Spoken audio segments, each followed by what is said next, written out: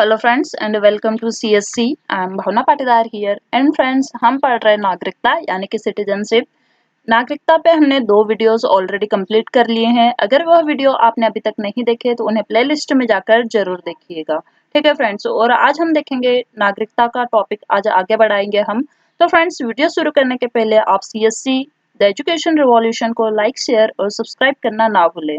साथ में bell icon भी प्रेस करें ताकि आपको हमारे वीडियोस की लेटेस्ट नोटिफिकेशन मिल सके। तो आइए फ्रेंड्स, देखते हैं आज का वीडियो। केवल भारतीय नागरिकों को प्राप्त अधिकार। ठीक है, हम भारत के नागरिक हैं और हमें विशेष प्रकार के अधिकार प्राप्त है हमारे संविधान के द्वारा प्रदत्त अधिकार। ठीक है, तो संविधान भारतीय नागरिकों को निम्नलिखित अधिकार एवं विशेष अधिकार प्रदान करता है जो कि विदेशी नागरिकों को प्राप्त नहीं है। ठीक है, तो संविधान ने राइट्स दिए, नागरिकों को भी दिए हैं और विदेशी नागरिकों के लिए भी राइट्स हैं। लेकिन कुछ ऐसे विशेष अधिकार है जो कि सिर्फ भारत के नागरिकों के लिए है। ठीक है, वह विदेशियों को प्राप्त नहीं होंगे। ऐसे कौन से अधिकार हैं, आइए देखते हैं। आर्टिकल 15 यानी कि अनुच्छेद 15। ठीक है, राज्य किसी भी नागरिक के विरुद्ध धर्म, मूल वंश, जाति, लिंग, जन्म स्थान या इनमें से किसी के आधार पर कोई विभेद नहीं करेगा। तो यह राइट हमें ही सिर्फ नागरिकों को प्राप्त है। क्या कि राज्य किसी भी नागरिक के विरुद्ध धर्म, उसके धर्म के विरुद्ध मूल वंश, जाति, लिंग, जन्म स्थान या इनमें से किसी आधार पर कोई विभेद नहीं करेगा। उसके लिए सारे नागरिक बराबर होंगे। ठीक है, संविधान के सामने सारे नागरिक इक्वल है। फिर आर्टिकल 16 में क्या है कि नियोजन तथा नियुक्ति से संबंधित विषयों में सभी नागरिकों के लिए अवसर की समता होगी। ठीक है, तो यह भी विदेशियों को प्राप्त नहीं है, यह भारत के नागरिकों को ही प्राप्त है कि नियोजन तथा नियुक्ति जो गवर्नमेंट अपॉइंटमेंट्स होती है उनमें नियोजन तथा नियुक्ति से संबंधित विषयों में सभी नागरिकों के लिए अवसर की समान समता होगी, समानता होगी। ऐसा नहीं होगा कि आप डिफरेंट स्टेट से बिलोंग करते हो, आप बिहार से बिलोंग करते हो, आप मध्य प्रदेश से बिलोंग करते हो या आप हिमाचल प्रदेश से बिलोंग करते हो, तो इसमें आपके साथ कोई डिस्क्रिमिनेशन नहीं किया जाएगा। आप भारत के नागरिक हो, बस यही काफी है कि आपको नियोजन तथा नियुक्ति में समान अवसर दिया जाएगा। ठीक है, और यह प्रावधान आपका कौन से आर्टिकल में है, आर्टिकल 16 में। इसके बाद में फिर आता है आर्टिकल 19। ठीक है, आर्टिकल 19 जो कि मैंने एक्सप्लेन किया था इसके पहले के वीडियो में भी कि आर्टिकल 19 में भारत के नागरिकों को विभिन्न प्रकार की स्वतंत्रताएं दी गई है। ठीक है, तो वह सिर्फ भारत के नागरिकों को ही प्राप्त है, विदेशियों को नहीं। एक आर्टिकल 15 देखा हमने कि राज्य किसी भी नागरिक के विरुद्ध किसी भी आधार पर विभेद या डिस्क्रिमिनेशन नहीं करेगा। फिर आर्टिकल 16 में आता है कि नियोजन तथा नियुक्ति में समान अवसर होंगे भारत के नागरिकों के लिए। ठीक है, फिर उसके बाद आर्टिकल 19 में क्या है कि यहाँ पर 6 प्रकार की स्वतंत्रताएं दी गई है जो सिर्फ भारत के नागरिकों को ही प्राप्त है। अब ये 6 प्रकार की स्वतंत्रताएं कौन सी है, आइए हम देखते हैं। वाक एवं अभिव्यक्ति की स्वतंत्रता। ठीक है, हम अपने विचार अभिव्यक्त कर सकते हैं और किसी भी माध्यम से कर सकते हैं, किसी भी तरीके से कर सकते हैं।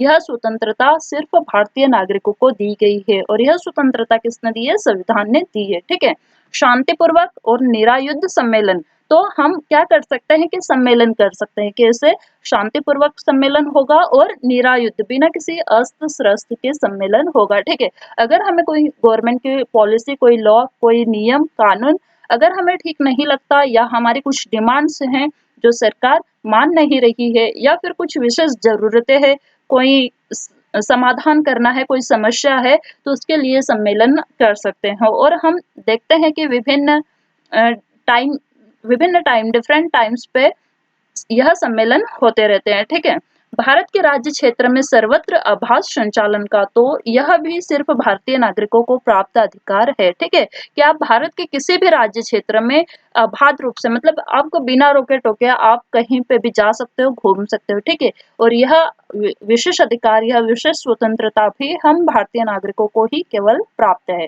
विदेशियों को प्राप्त नहीं है। अगर उनको भारत में कहीं किसी भी रीजन में या किसी पार्ट में जाना है तो उसके पहले उन्हें परमिशन लेने की आवश्यकता होगी। लेकिन भारतीय नागरिकों के लिए ऐसे कोई लॉज, नियम, कानून नहीं है कि अगर आप एक स्टेट में रहते हो, आपको डिफरेंट स्टेट में, दूसरे स्टेट में जाना है, उसके लिए आपको परमिशन लेने की जरूरत नहीं है। आप बिना बिना रोके टोके आप यहाँ से वहां जा सकते हो। ठीक है, संगम या संघ बनाने का, अगेन अगर जरूरत पड़ती है, हम देखते हैं कि बहुत सारे संघ होते हैं या संगम होते हैं विशेष जरूरतों के लिए, ठीक है। मजदूर संघ होते हैं और विभिन्न संघ होते हैं, डिफरेंट टाइप स्टूडेंट संघ होते हैं। तो यह स्वतंत्रता भी किसे प्राप्त है? केवल भारत के नागरिकों को, ठीक है। और यह सारी स्वतंत्रताएं आपके अनुच्छेद 19 यानी कि आर्टिकल 19 में दी गई है। भारत के राज्य क्षेत्र के किसी भाग में निवास करने और बस जाने का अधिकार है, ठीक है। तो भारत के किसी भी राज्य क्षेत्र में आप किसी एक राज्य के निवासी हो, लेकिन आप एक समय के बाद चाहते हो कि आपको दूसरे स्टेट में शिफ्ट होना है, तो आप हो सकते हो, ठीक है। और वहीं पे बस जाने का, ना केवल वहां पे घूमने फिरने का, लेकिन आप वहां परमानेंटली बस भी सकते हो, ठीक है, निवास भी कर सकते हैं। और यह 6 प्रकार की स्वतंत्रताएं आपके आर्टिकल 19 में दी गई है, केवल और केवल भारतीय नागरिकों के लिए, ठीक है। विदेशी नागरिक अगर इनमें से कुछ भी करना चाहे तो उन्हें परमिशन लेनी पड़ेगी। विदेशी नागरिकों को संघ बनाने का अधिकार नहीं है, वह अबाध रूप से कहीं भी संचालन नहीं कर सकते, उन्हें सम्मेलन का अधिकार भी नहीं है, और वाक एवं अभिव्यक्ति की स्वतंत्रता भी उनके पास लिमिटेड है, ठीक है। उसके लिए भी वह परमिशन लेंगे गवर्नमेंट से। भारत के राज्य क्षेत्र में उनको बस जाने का अधिकार भी नहीं है। तो यह सारी स्वतंत्रताएं, ये सारे विशेष अधिकार हमें संविधान द्वारा भारत के नागरिकों को प्रदान किए गए हैं, ठीक है। इसके बाद में क्या होता है? कोई उपजीविका, व्यापार या कारोबार करने का अधिकार। अगर हम बिजनेस भारत के किसी भी राज्य क्षेत्र में करना चाहे तो कर सकते हैं, किसी भी पार्ट में। इसके लिए आपको कोई रोकेगा नहीं, क्योंकि यह विशेष अधिकार आपको संविधान द्वारा दिया गया है, ठीक है फ्रेंड्स। अगर आपको वीडियो पसंद आ रहा हो तो नीचे लाइक करें और कमेंट बॉक्स में जरूर बताएं। इसके बाद में आर्टिकल 19 का, ठीक है। तो इसमें क्या होता है? अभी तक हमने देखा आर्टिकल 15, 16, 19। उसके बाद में आर्टिकल 29 यानी कि आर्टिकल 29, उसका सब पार्ट का, उसमें क्या दिया गया है कि भारतीय राज्य क्षेत्र में निवास करने वाले नागरिकों को अपनी भाषा, लिपि या संस्कृति उसे बनाए रखने का अधिकार होगा। तो हम देखते हैं कि भारत में विभिन्न अल्पसंख्यक ग्रुप है, ठीक है, माइनॉरिटीज, मेजोरिटीज एंड माइनॉरिटीज। तो यहाँ बात किसकी हो रही? माइनॉरिटीज की। जो माइनॉरिटीज है, अल्पसंख्यक है, उनको अपनी भाषा, लिपि और संस्कृति है उन्हें बनाए रखने का अधिकार होगा, ठीक है। वह उनके लिए कार्य कर सकते हैं, उनको प्रमोट कर सकते हैं और उन्हें बनाए रख सकते हैं। तो यह अधिकार भी किसे प्राप्त है? भारत के अल्पसंख्यक नागरिकों को। उसी में आर्टिकल 29 का सब पार्ट बी है, ठीक है।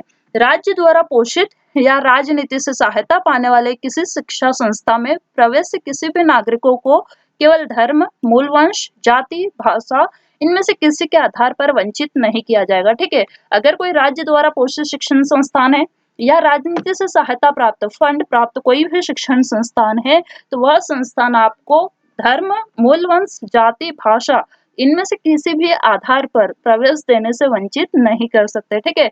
यह भारत के नागरिकों को विशेष अधिकार प्राप्त है आर्टिकल 29 बी के अंतर्गत। लेकिन यह अधिकार, यह राइट विदेशियों को प्राप्त नहीं है, तो यह भी आप ध्यान रखें।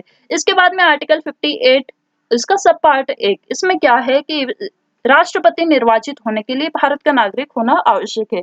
अब कुछ ऐसे पोस्ट है भारत में जो सिर्फ भारत के नागरिकों के लिए ओपन है, जहां पे सिर्फ भारतीय जा सकते हैं, उस पोस्ट पे अपॉइंट हो सकते हैं, नियुक्त हो सकते हैं। तो ऐसे कौन कौन से पद है हम देख लेते हैं।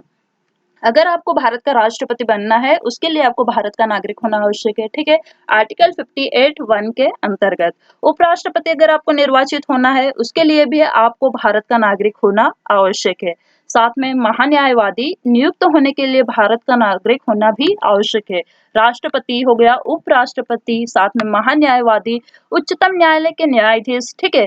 तो अगर यह सब आपको अपॉइंट होना है, तो इसके लिए आपको भारत का नागरिक होना आवश्यक है।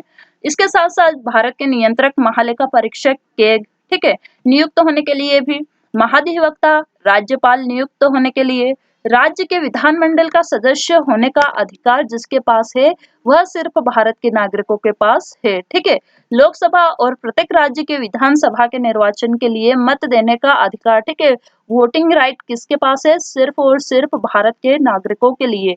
लोकसभा और प्रत्येक राज्य के विधानसभाओं में निर्वाचन के लिए कौन मत देगा? सिर्फ उस देश का नागरिक, ठीक है, यानी कि भारत के नागरिक।